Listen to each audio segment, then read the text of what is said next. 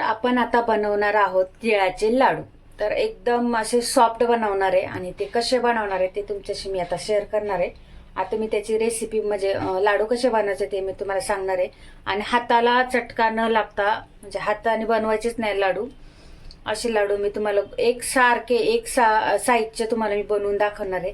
तर तो व्हिडिओ तुम्हाला पूर्ण पाहावा लागेल. तर चला आता रेसिपी पाहूया आपण. पहिल्यांदा शेंगदाणे घेतलेत, इथं कढई ठेवलेली आहे. आणि शेंगदाणे पहिल्यांदा ना भाजून घेणार आहे छान. आणि शेंगदाणे भाजताना ना कधी पण गॅस ना बारीक ठेवायचा, जेणेकरून आपलं शेंगदाणे ना बारीक गॅसवरती मस्त छान खरपूस भाजले जातात.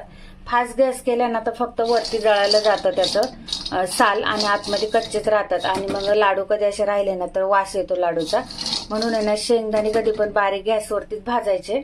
भले त्याला टाइम लागतो पण भाजून असे बारीक गॅसवरती भाजले ना छान लागतात.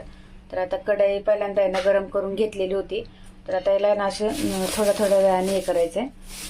तर ह्या वर्षी ना माझं तीळ जे आहे ना ते माझं घरचं नाहीये बरं का. गेल्या वर्षी माझे घरचे तीळ होते, त्याच्यामुळं घरच्या तिळाचेच लाडू बनवले होते. तर ह्या वर्षी ना म्हणजे नाहीये, त्याच्यामुळे नंदोबा म्हणजे विकतचे म्हणजे आणलेले आहे तीळ. आणि ते पॉलिशवाले असतात, माहिती आहे तुम्हाला पण. तर मी आता इथे ना काढते बघा, पॉलिशवाले आहेत. त्याच्यामुळे याला काय एवढं जास्त हे करावं लागत नाही, साफ वगैरे करावं लागत नाही. पाहू शकता एकदम शुभ्र आहे असे. तर याला आपल्याला थोडासा चटका द्यायचा, म्हणजे याला पण गरम करायचे.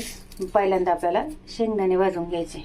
तर आता इथं पाहू शकता हे अर्धा किलो तीळ होते, तर त्याच्यातले मी अर्धे घेतलेत. पाहू शकता अर्धे, कारण का थोडेसे ठेवलेत.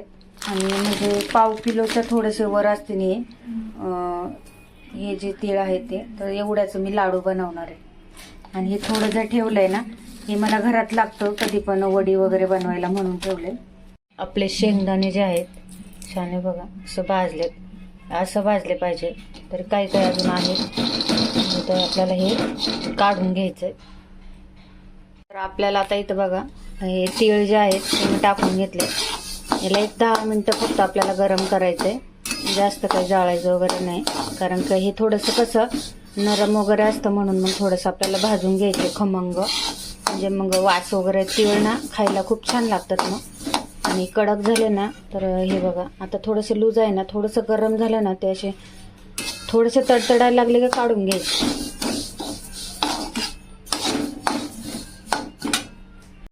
तर इथं ना पाहू शकता असे छान असे खरपूस एकदम असे ब्राऊन कलर येतपर्यंत मी तीळ आहे ना जे भाजून घेतले होते. एक जे तीळ ना माझे घरचे नव्हते, म्हणून ना ते पॉलिश केलेले असल्यामुळे ना कचकट म्हणजे असे ओलसरच झाले होते. त्याच्यामुळे पाहू शकता शेंगदाणे सुद्धा मी भाजून घेतली, त्याची साल वगैरे काढून घेतली. आणि इथं पाहू शकता आपले तीळ जे आहेत किती छान असे भाजलेले, आणि त्याचा कलर सुद्धा छान आलेला आहे. तर पूर्ण सफेद असल्यामुळे मला ना थोडे जास्तच भाजावे लागले. सफेद असल्याचं काही नाही, पण ते थोडे नरम झाले होते. कारण का मी तीळ हे फ्रीजमध्ये ठेवत असते म्हणून. तर इथं गूळ सुद्धा कापून घेतलेला आहे. तर मी तुम्हाला सांगितलं पाव किलोला थोडंसं वरती मी जास्त तीळ घेतले होते. तर तेवढाच मी ना त्याला मी पाव किलो गूळ घेतलेला आहे. तर तीळ शेंगदाणे हे करून जवळजवळ अर्धा किलोच्या वरती माझं होतं. तर मग मी त्याच्यासाठी ना पाव किलो गूळ घेतलेला आहे. तुम्हाला जर गोड जास्त आवडत असेल तर तुम्ही गोड सुद्धा घेऊ शकता. तर आता हे शेंगदाणे जे आहे ना मी ते मिक्सरला नाही वाटणार, कारण का मिक्सरला जर वाटलं ना तर हे जे लाडू आहेत शेंगदाणे आहेत ना त्याचा पूर्ण असा भुगा होऊन जातो.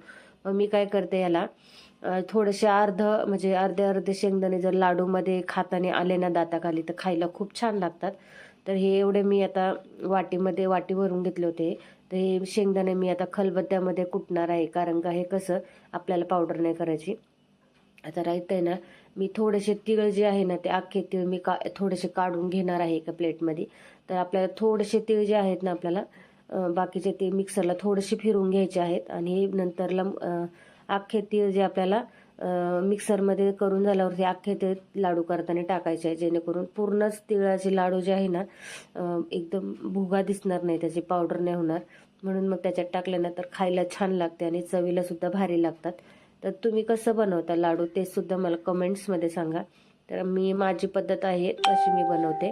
तर ह्याने ना लाडू कडक वगैरे होत नाही. आणि मी ना चिक्कीचा गूळ वगैरे वापरत नाही, कारण का त्याने ना लाडू खूप कडक होतात आणि दाताला वगैरे मग फुटा येताना ना खूप त्रास होतो. तर पाहू शकता मी इथं कूट याचा बनवून घेतलेला आहे. पूर्ण पण बारीक नाही केलेला.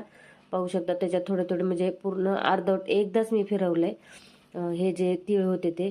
आणि म्हणजे थोडे जाडसर असे. आता हे तीळ आहे ना मी त्याच्यामध्ये टाकून घेणार आहे त्याच्यामध्ये, जेणेकरून मिक्स छान वाटेल. आणि इथं बघा मी खलबत्त्यामध्ये कुटून घेतलं होतं हे शेंगदाणे, म्हणजे थोडेसे जाड थोडीशी पावडर असं. तर इथं मग नंतरला कढई घेतली आणि मग कढईमध्ये आपला गुळ जो होता त्याचा पहिल्यांदा पाक बनवून घेतला. आणि थोडंसं चमचाभर आहे ना मी चमचाभर पाणी त्याच्यात टाकलेलं आहे, कारण का आपला गुळ जो आहे ना खाली चिटकू नये आणि करपू नये म्हणून. तर मी तर थोडंसं याच्यातमध्ये ना पाणी टाकलं, जेणे की पाण्याने काय होतं माहिती आपला गुळ जो आहे ना खाली कढईला चिटकत नाही आणि कडक होत नाही. थोडंसं टाकायचं, फक्त मी एक बारीक चमचाभरच पाणी टाकलं. पाहू शकता आपला गुळ एकदम पाक किती छान झालाय. अगदी जास्त हे नाही करायचं, फक्त गुळ वितळतपर्यंतच आपल्याला पाक बनवायचा आहे.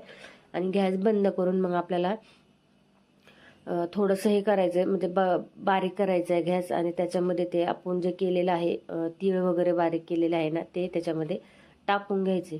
आणि त्याच्यानंतर आपल्याला थोडंसं चिमूटभर मीठ, कारण का कोणताही गोड पदार्थ बनवताना आपल्याला त्याच्यामध्ये मीठ टाकायचंच असतं. मिठाने चव येते. आणि त्याच्यामध्ये मग वेलची पावडर वगैरे सुद्धा मी टाकलेली आहे. तर इथं थोडंसं मीठ टाकून घेतलं. नंतरला पाहू शकता इथं जे अख्खे तीळ होते ते सुद्धा मी त्याच्यात टाकून घेतले आणि छान असं मिक्स केलं पहिल्यांदा. तर एवढं त्याचं प्रमाण एकदम परफेक्ट होतं. तर इथं वेलची पावडर टाकलेली आहे, नाही तर माणसाने एवढं मीठ टाकलं का. ही वेलची पूड आहे. वेलची पावडरनी कसं ना आपले लाडू खूप छान आणि त्याचा वाससुद्धा खूप छान येतो. तर वेलची पावडर आणि त्याच्यानंतर एकदम चिमूटभर नंतरला मी मिक्स झालं होतं, थोडंसं मीठ टाकलेलं आहे. तर कोणाकोणाला आवडतात तिळाचे लाडू. आणि तिळाचे लाडू ना थंडीमध्ये खाल्ले ना खूप फायदेशीर आहे आपल्यासाठी, सगळ्यांसाठीच आहे. असं नाही की लहान लहान मुलांनी खावा आणि यांनी नाही खावा.